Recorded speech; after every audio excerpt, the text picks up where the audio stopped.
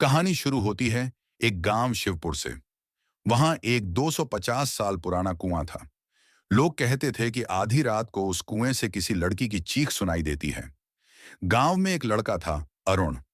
उसने ठान लिया कि वो इस रहस्य को जानकर रहेगा। एक रात जब वो घर लौट रहा था तो उसे रास्ते में कुछ लाशें मिली। किसी का हाथ नहीं था, किसी का सिर नहीं, तो किसी के पैर ही गायब थे। ये देखकर अरुण डर गया।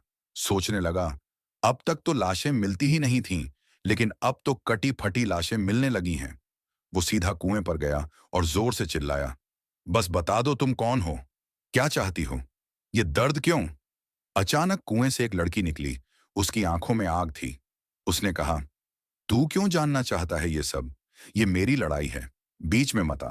और वो वापस कुएं में चली गई। अरुण समझ गया कि उसके साथ जरूर कुछ भयानक हुआ होगा। अगली सुबह अरुण ने पूरे गांव को इकट्ठा किया और बोला, अगर किसी को कुछ पता है तो बता दो, नहीं तो इस बार कुछ बहुत बड़ा होगा। लेकिन गांव वाले रोते हुए बोले, हमें कुछ नहीं पता। फिर रात हुई। इस बार वो आत्मा सीधे लोगों के घर में घुस गई। हर तरफ सिर्फ चीखें और खून था। तभी अरुण सामने आया। लड़की ने उसे जोर से थप्पड़ मारा और अरुण बेहोश हो गया। जब होश आया तो उसने खुद को एक पुराने खंडहर जैसे घर में पाया।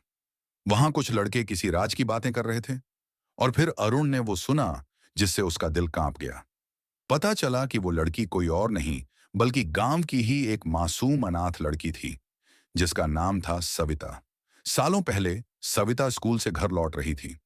कुछ लड़कों ने उसका रास्ता रोका, उसे तंग करने लगे।